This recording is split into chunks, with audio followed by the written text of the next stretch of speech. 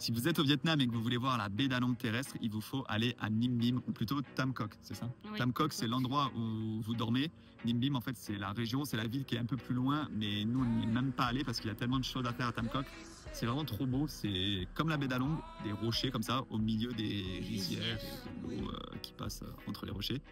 Ce qu'on a fait, nous, c'est qu'on a fait, le premier jour où on est arrivé, on a fait un tour de bateau avec plusieurs caves, enfin plusieurs grottes, etc. Et même il y a des endroits où il y a des temples construits dans les grottes, ça c'est vraiment cool. On a pris une petite barque comme vous avez sûrement dû voir où les gens ils rament en fait avec leurs pieds. Ouais. Donc on monte à bord de cette barque et on navigue un petit peu sur la rivière et on traverse donc 3 grottes différentes. On a fait un tour qui a duré genre 1h30, plus 1 heure après pour à pied, en petit bus électrique, etc. C'était assez sympa. Ça a coûté 300 000 dong, je crois. Oui, c'est ça. Donc à peu près 10 euros. Et ensuite, qu'est-ce qu'on a fait? On est monté au sommet de la Mua Cave. C'est l'un des sommets les plus connus dans le coin, quoi. Et on l'a fait au coucher du soleil. Et on l'a fait au coucher du soleil. Ça vaut vraiment le coup. La vue, elle est exceptionnelle. Les couleurs sont trop belles. Ouais, t'as 500 marches à monter. L'entrée, elle est quand même aussi elle est payante, je crois. Elle est à 100 000. Bon, c'est 3 euros du coup. Et tu montes les 500 marches. Par contre, c'est des marches, genre comme ça. Faut être. Si tu viens en tongs, en maillot de bain, je pense que bon. La montée prend un peu plus de temps que prévu. Mais quand tu arrives au sommet, tu as une vue de fou. Et tu as aussi un dragon, en fait, parce que le dragon, c'est un animal, enfin, c'est un symbole très puissant au Vietnam. Et du coup, il y a un dragon qui est construit en haut. Tu peux vraiment aller jusqu'au bout. Après, ça devient un peu plus dangereux. Il y a pas mal de monde aussi au coucher de soleil.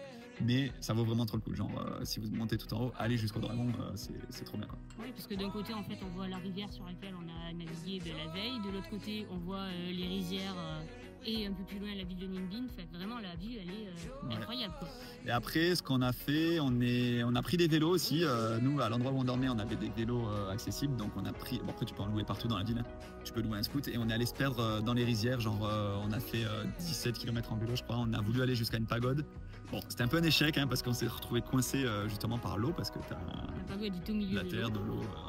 Et du coup, ça nous faisait faire un big détour, mais on l'a vu quand même de loin. Et puis, ouais, on a fait du vélo dans les rizières. Là, même, c'est ce qu'on vient de faire maintenant. Nouveau coucher de soleil, une nouvelle balade en vélo. On traverse des petits villages. Ouais, c'est incroyable, il n'y a personne sur les petites routes. On peut s'arrêter boire des petits smoothies parce qu'il fait chaud. Hein. Ouais, franchement, c'est la saison des pluies, on est au mois de juillet, mais il fait quand même une chaleur de fou furieux. Donc, ça fait du bien des fois de faire des petites pauses. Et puis, dans le centre-ville de Tam Coc, tu as aussi pas mal d'activités. Tu as plein de petites boutiques et tu as plein de petits restos avec des smoothies, des brunchs aussi. Là, pour le coup, je pense que c'est quand même assez touristique par rapport aux autres endroits qu'on a fait. On a quand même pas mal de touristes. Pas mal de touristes, pas mal de Français aussi. Bon, on les remarque, hein, mais c'est peut-être plus touristique que même Hanoi, Sapa, la Giant Loop. En tout cas, nous, c'est ce qu'on a vu là. Ouais.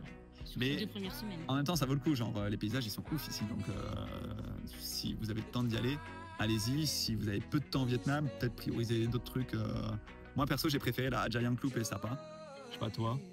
Moi j'ai bien aimé aussi parce qu'en fait à chaque fois les paysages ils sont différents. On peut se dire que c'est encore de la montagne, mais non là c'est des falaises avec des rizières en bas donc non ça vaut le coup aussi mais c'est sûr que bien sûr il faut en vrai, il y a trop de trucs à faire au Vietnam, c'est trop bien. Genre, en fonction du temps qu'on y reste. Hein, là, c'est très joli aussi. On va aller à Hoi An en bus de nuit, après on fait Da Nang et on aurait bien aimé aller beaucoup plus bas, on aurait bien aimé aller jusqu'à Ho Chi Minh, etc. Mais finalement on a 3 semaines au Vietnam donc on a dû faire les choix. Et perso j'y retournerai et j'irai dans le sud du Vietnam je pense. Oui, de toute façon c'est un les pays montagnes à découvrir du Nord, c'est incroyable. En entier. Hein. Donc mais voilà. On recommande et franchement en plus en vélo c'est vraiment très sympa à faire. Ouais franchement prenez un vélo ou un scoot et allez vous perdre dans les alentours et c'est incroyable, vraiment régalade. Trop bien.